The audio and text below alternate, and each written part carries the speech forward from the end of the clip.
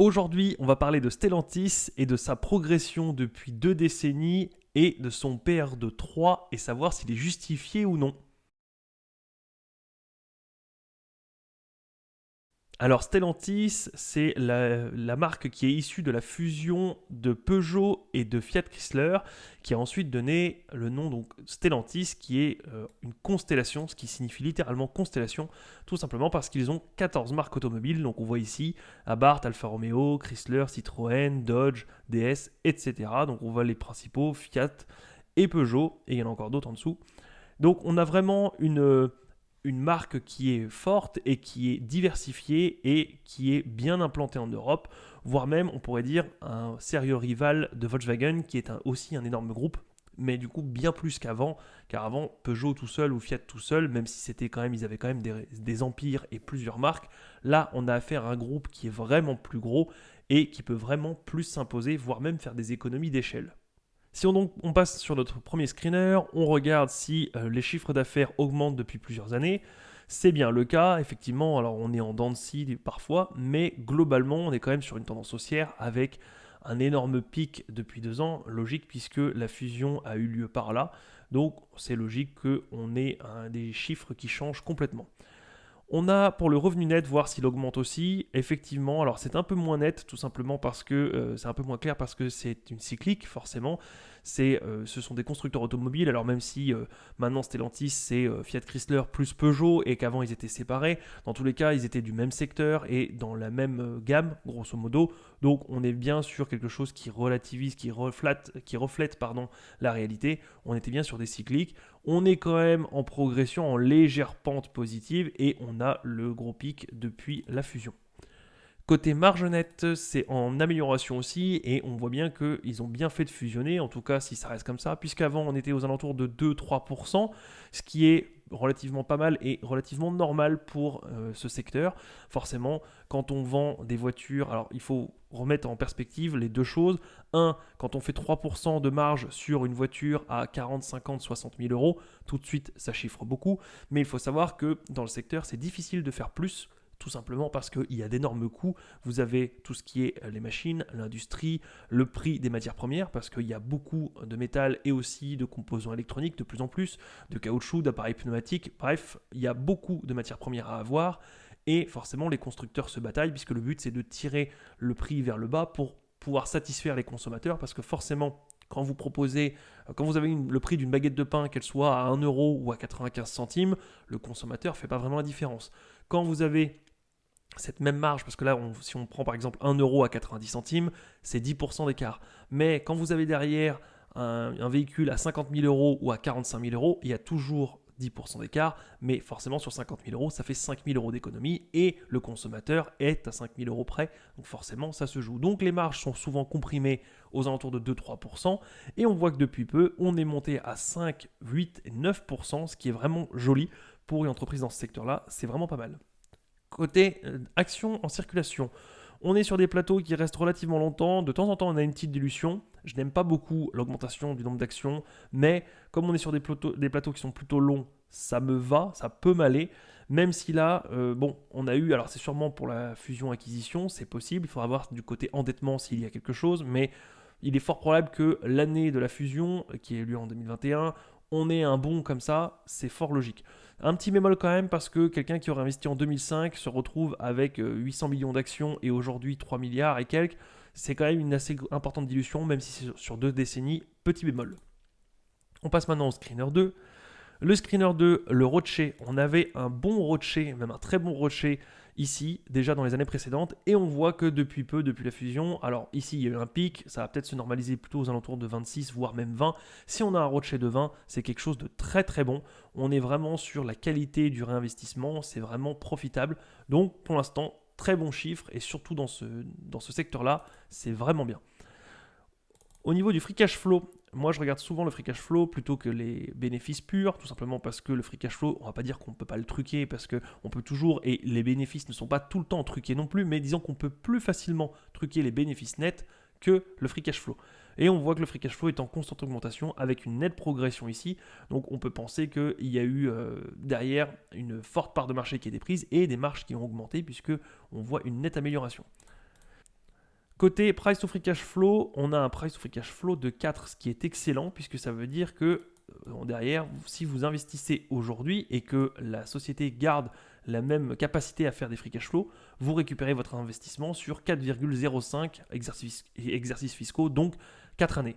Donc si aujourd'hui Stellantis est capable de garder ce même niveau de free cash flow durant les 4 prochaines années, vous aurez récupéré votre argent au bout des 4 ans. On passe donc au screener 3 puisque c'est une très bonne chose. On a ici le rappel des revenus nets en augmentation. On a le PER parce que tout simplement le PER c'est ce que le marché regarde et on a un PER relativement bas pour la qualité de l'entreprise que nous avons puisque tout simplement on a vu des marges qui sont excellentes, un ROCE qui est excellent et un PER très bas. Donc un PER de 3, donc de 2,9, ça veut dire qu'en 3 ans, vous récupérez vos bénéfices nets. Et admettons même que ça ne se passe pas aussi bien que prévu, peut-être qu'on passe de 3 à 4 années, c'est quand même vraiment pas mal. Et on admet ici toujours pas la croissance, puisque le PER, c'est par rapport au dernier exercice fiscal fait. Donc, au rythme actuel, à la croissance actuelle, enfin au rythme actuel, si on faisait une photo et qu'on dupliquait ça les 3 prochaines années, vous récupériez votre investissement. On a une dette qui diminue sans arrêt. Hop, si on va ici, on voit ici qu'on avait une dette et finalement on passe en trésorerie, on a 23 milliards de trésorerie, ce qui est excellent, c'est une très bonne chose puisque derrière ça veut dire que le groupe du coup n'a plus de dettes ou des très légères dettes à court terme et globalement en trésorerie, donc c'est aussi une très bonne nouvelle.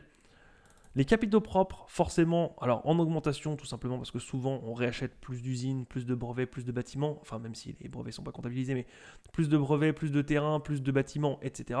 Et on voit ici une énorme montée logique puisque depuis la fusion-acquisition, derrière vous avez d'énormes capitaux qui sont engagés. Et là, ici, alors la market cap qui pour moi veut tout rien dire puisque c'est un assemblage, une consolidation des deux marques précédentes avec un micmac, histoire avec le poids de chacune respectivement. Bref, je le prends pas trop, même si derrière on voit globalement on est en hausse, mais c'est un peu fouillis. Je ne regarde pas forcément ça juste pour cette entreprise-là puisqu'on est dans un cas particulier. Alors, où est l'entube? Qu'est-ce qui ne va pas? Parce qu'avec une entreprise comme ça, qui a de la trésorerie, qui a un PER de 3 seulement, avec derrière des revenus nets en constante augmentation, des marges avoisinant les 10% pour ce secteur-là, où est le problème? Eh bien, tout simplement, on a un secteur qui est cyclique. On a ici des chutes, et c'est logique, puisque en période de récession, forcément, vous achetez moins de véhicules, vous faites avec votre ancien véhicule, voire même vous rachetez de l'occasion, mais en général, quand il y a des mauvaises périodes, vous n'achetez pas un véhicule à 40 000 euros. Alors, il y a toujours des personnes et des foyers qui peuvent se le permettre, mais globalement, ça se ressent quand même quand l'économie est mauvaise. Donc, on a souvent des cycles, c'est d'ailleurs pour ça qu'elles sont rangées dans les cycliques, et on le voit bien ici, c'est en dents de scie.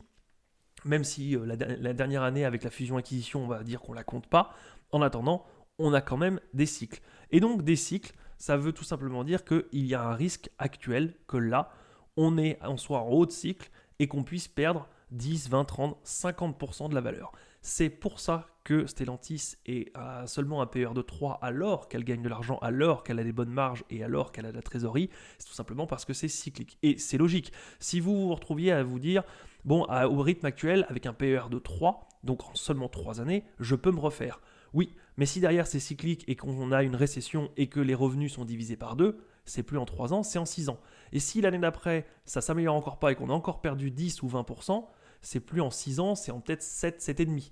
Donc on voit bien qu'un PER de 3, aujourd'hui, est le mieux du mieux de ce qu'on peut avoir. Et donc forcément, quand on peut passer d'un PER de 3 à un PER de 7, 8, peut-être 10, et bien finalement, on est valorisé à un standard dans le domaine industriel, puisque un PER de 10, voire 12, c'est le commun, c'est ce qu'il y a de standard. Donc je ne dis pas qu'aujourd'hui Stellantis ne vaut pas le coup, je dis juste que le PER de 3, attention à ne pas s'arrêter seulement à ça, le PER de 3 prend déjà en compte le fait qu'il y a un risque qu'après on ait une chute du chiffre d'affaires, des bénéfices et donc du cours, et que même quelqu'un qui aura un PER de 3 ici, avec à 6 euros l'action, si 2 ans après il était passé à 1,22, on voit bien que si derrière les chiffres, on va dire que si les marchés sont efficients, que si l'action a été divisée par 5 et quelques, c'est sûrement que le chiffre d'affaires et les revenus ont baissé de 5 et quelques, on comprend bien que du coup, si on divise par 5 les revenus, le PER de 3 passe à un PER de 15 immédiatement. Donc ici, on était sûrement à un PER de 15. Alors, le marché actualise forcément, mais derrière, on voit bien que ça doit être logique.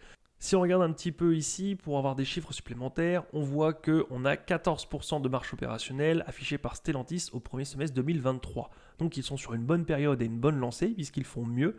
Ils font mieux que l'année dernière puisqu'on avait un chiffre d'affaires de 179 milliards qui était déjà en hausse de 18% par rapport à l'année d'avant et un bénéfice net de 16,8 milliards en croissance aussi par rapport à l'année d'avant. Là, au premier semestre, on a un bénéfice de 10,9. Si on multiplie par 2, alors ça marche pas toujours, c'est un peu empirique parce que des fois à la fin de l'année, on a un peu moins d'argent parce qu'on a tout claqué en début d'année, le consommateur est peut-être un peu plus frileux ou alors il y a les fêtes de Noël et du coup il a plus dépensé pour offrir des cadeaux à sa famille et moins dans la voiture dont il rêverait, peu importe. Mais globalement, si on fait 11 x 2, on est à 22, on voit bien qu'on est quand même nettement au-dessus de l'année dernière. Donc une croissance plus une marge 14% 4, c'est quand même quelque chose qui est très beau. On a un petit aparté supplémentaire qui explique que depuis son arrivée à la tête de PSA et Stellantis ensuite, Carlos Tavares a fait le choix de la valeur des voitures par rapport au volume, quitte à perdre des parts de marché, une stratégie qui s'est révélée payante jusqu'à présent. Oui, tout à fait, puisque quand on fait de la valeur, forcément on perd un petit peu de part de marché, on a des gens qui du coup ne peuvent plus suivre au niveau du prix, mais de l'autre côté, vous mettez une image bien supérieure, vous montez en gamme et vous avez une image qui rayonne, une marque qu'on est fier d'afficher et les gens sont souvent prêts à payer un petit peu plus cher. Et en plus, si vous rajoutez quelques options électroniques, le Bluetooth, etc., ça passe tout seul. Donc, en mettant des véhicules un peu plus chers, on augmente la marge, on diminue un petit peu de volume, mais si derrière on arrive à avoir des nouveaux marchés et qu'on va conquérir d'autres pays dans le monde, et ben finalement ça peut s'estomper, ça peut se contrebalancer, mais derrière vous faites beaucoup plus d'argent. Et concernant la dilution ici qui avait eu lieu là en 2021, on se demandait si c'était par rapport à la fusion-acquisition. Pas du tout. Une rapide recherche sur Internet nous montre que Stellantis rachète pour plus de 900 millions d'euros de ses actions à General Motors. Pourquoi ? Tout simplement, alors il va racheter 70 millions d'actions à son concurrent parce que, hop, ici, lorsqu'il avait racheté l'allemand Opel à General Motors en 2017, le groupe socialien avait à la fois payé la société américaine en numéraire et en produits dérivés d'actions. PSA avait alors émis 39,7 millions de bons de souscription en actions, BSA, à raison d'une action par BSA. Donc on avait approximativement 40 millions d'actions qui pouvaient être utilisées et diluer du coup l'actionnaire. Et on arrive ici au fait que on a, avec la parité qui avait été avec la fusion, on a 1,742 actions Stellantis pour une de PSA. Donc on multiplie le 39,7 millions par 1,7, ce qui nous donne un total de 69 millions d'actions ordinaires, soit 2,2% du capital total. Eh bien c'est exactement ce que PSA veut racheter, 70 millions d'actions pour une valeur de 900 millions d'euros. On a donc maintenant l'explication de pourquoi la dilution et on voit que Stellantis fait en sorte de racheter pour 900 millions d'euros pour justement ne pas diluer l'actionnaire. Donc moi ça me va. Si finalement on se retrouve ici avec une énorme dilution, mais que derrière pendant quelques temps Stellantis va racheter pour revenir à ce niveau-là, c'est quelque chose qui n'est pas un problème pour moi. C'est un moyen comme un autre d'acquérir un concurrent et pourquoi pas. À la finalité, du coup, un PER de 3, c'est plutôt attrayant, mais il ne faut pas s'arrêter uniquement là. Il faut comprendre pourquoi. Donc, on l'a expliqué, c'est parce que c'est cyclique. Et si jamais on a une récession, il se peut que les revenus de Stellantis et des autres constructeurs automobiles s'effondrent. Donc attention, le PR de 3 n'est pas quelque chose d'acquis. On peut se retrouver avec un PR de 5, de 10, de 20 d'ici 2 ans. C'est à savoir. Maintenant, est-ce que Stellantis est une belle société ? Oui. Est-ce qu'elle sait dégager des marges ? Oui, quand le vent est favorable et quand on n'est pas en période de récession. Et est-ce qu'elle sait gagner beaucoup d'argent et le sécuriser ? Oui également, puisqu'elle met de la trésorerie, donc elle garde de l'argent de côté. Elle rachète des actions pour éviter de diluer l'actionnaire.